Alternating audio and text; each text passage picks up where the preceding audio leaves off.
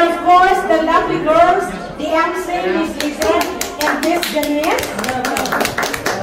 The president of the MOSDA, Miss Lizette, Miss Sheila Latos Arellano, and the founder of the MOSDA, Brother Lyndon Elimia.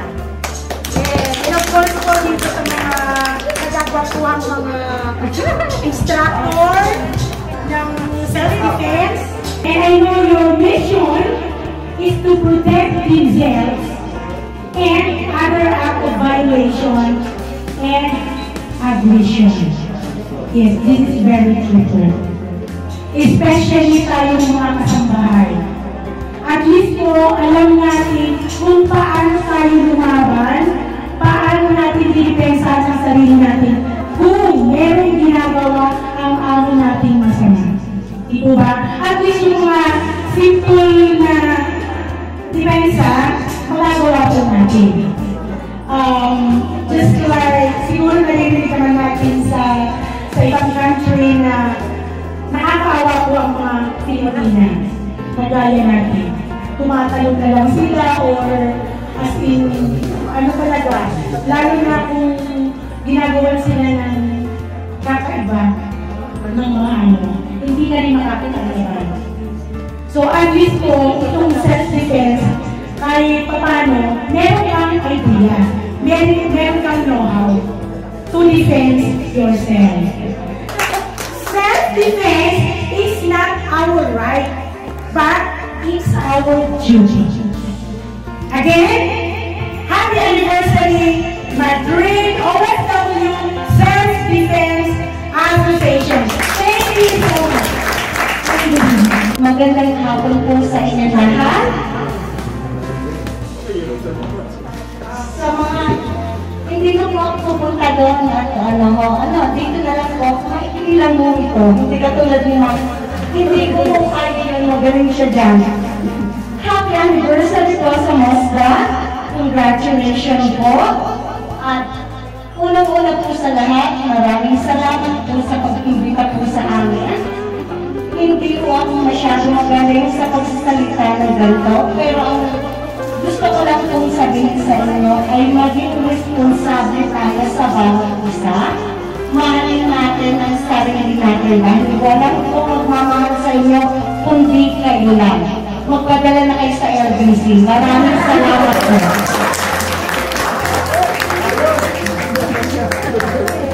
Great event, not just for you, but for the Filipino community. The first time that I encountered your group is you performed in our Christmas party way back 2019, yung wala pang COVID. I haven't heard before, and then sabi gusto daw may mag-perform. So what's the name of the group? And then sinabi sa akin, the first thing na pumasok sa mind ko, this is not just an ordinary group para sa akin. Because I've been like 5-6 years, our group is 5 years in the community, but it's, like the groups are, the organization has almost the same advocacy, but the MOSDA is different. And I applaud each one of you for that. First, I would like to commend your group for two very important attitudes that you have imparted to our community. First is the volunteerism. Kaisa namin kayo dyan. Halos pareho tayo dyan. Pareho pa tayo may OFW sa pangalan dyan. So salamat po sa pagbibigay niyo ng libreng service sa ating mga kapwa Pilipino. Ang libre o ang volunteerism is connecting to the community and it's valuable, hindi nababayaran ng mga efforts. We would like you to know that kami sa Filipino community, kami ay appreciate namin ang presence niyo. Kumbaga kayo ay bunso sa Filipino community organization. Pangalawa is empowering women. Ang nakikita ko sa grupo niyo, like our group sa DDS, is halos babae, yung mga members, yung mga trainees, yung that is very, very good. Na-appreciate at we recognize your effort to empower women. Kasi ang mga babae dito sa society natin, they are least important, kumbaga yung monarchical traits sa society natin. So, women played a vital role in our society at saka hinalight niya. So, volunteerism and then empowering. Mosda, in behalf ng DDS OFW Global Movement and in behalf ng Filipino community, thank you so much sa pag-register sa Embahada, sa pag-reach out sa Filipino community, and for imparting your talents and skills. That is a token of gratitude na ma-share you, and we will be always grateful. Thank you so much. Happy anniversary to Mosda. And of course to the officers, to the founder, the fact na yung organization na is just 2 years.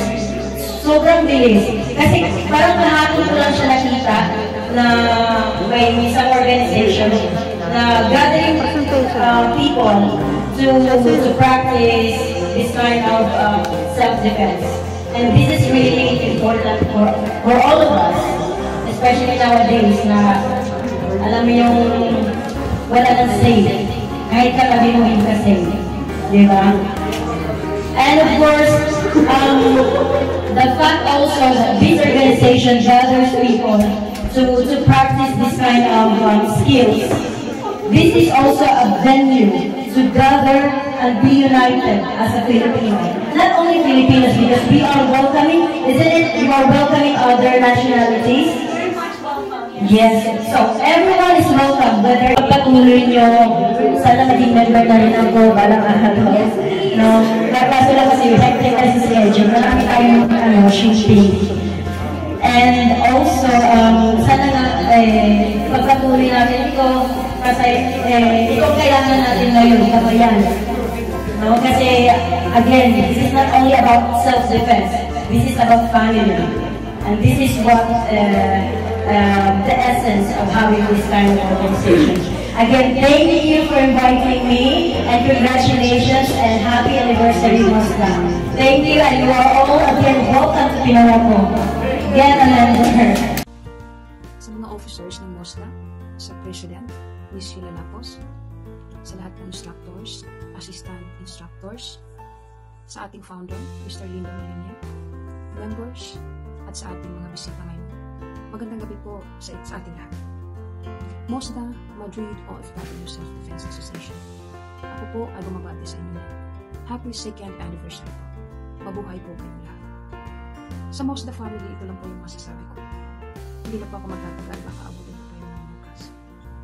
Maraming salamat po sa inyong lahat sa pagmamahal niyo sa inyong founder. At hindi pa po kayo nagkasya doon. Itinagos niyo pa sa kanyang family. Ulit po, maraming salamat po sa inyong lahat.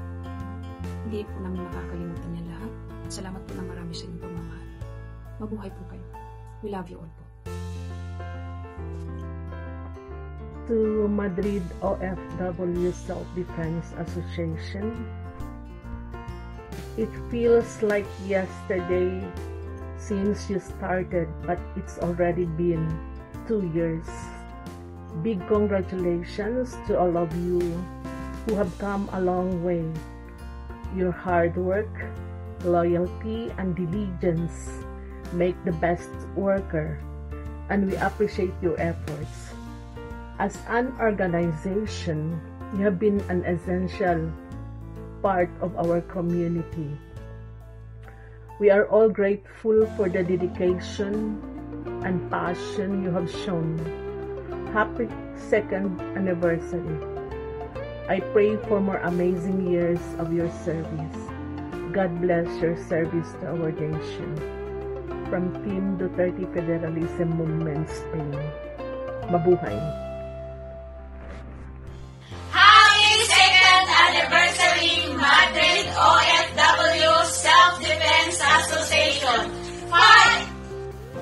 Happy 2nd anniversary, Mosda. Congratulations to everyone who made this far. Thank you so much po sa lahat po ng instructor at mama tiyagang nagtuturo po sa atin.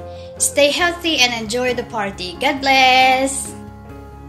Happy anniversary to the Self-Defense Association in a new anniversary, and I hope you a new year full of new hopes. Daito. Happy 2nd anniversary Madrid OFW Self-Defense Association. I am Miriam Disor Relatado, President OFW Global Movement for Empowerment, Kilusang Pagbabago, Madrid Chapter. In behalf of our group and all OFWs and migrants across Madrid, Spain, I am raising our banner to advocate and empower Filipinos in this country to be extraordinary in line with the 2nd anniversary of Madrid OFW Self-Defense Association. On this day of celebration, please know that we recognize your contribution to the entire Filipino community by empowering us through self-defense, discipline, diligence, and charitable works, sending our warmest wishes to the entire self-defense team for another milestone. Let's bring out the warrior within us. Congratulations and mabuhay! Happy 2nd year anniversary Madrid OFW Self-Defense Association. Maraming salamat sa lahat ng instructor na walang sawang nagtuturo sa amin, na laging nandyan. Lalong-lalo na sa dalawa na si Marijud at Ronela na laging nandyan, sa mga official ng MUSDA. Maraming salamat sa inyo guys. See you soon and God bless. Happy 2nd anniversary MUSDA. Sana'y marami pa po kayong matulungan. God bless po sa inyong lahat. A very happy and heartfelt 2nd anniversary to MUSDA. Great job. Keep it up. To the founder, the instructors, the friends I have made all over the years last year, inspiring, thank you. I wish for the whole team to keep inspiring everyone to know how to defend themselves, self-confidence, self-discipline, and congratulations for the great 2 years. Congratulations, MUSDA! Happy 2nd anniversary Self-Defense in Madrid!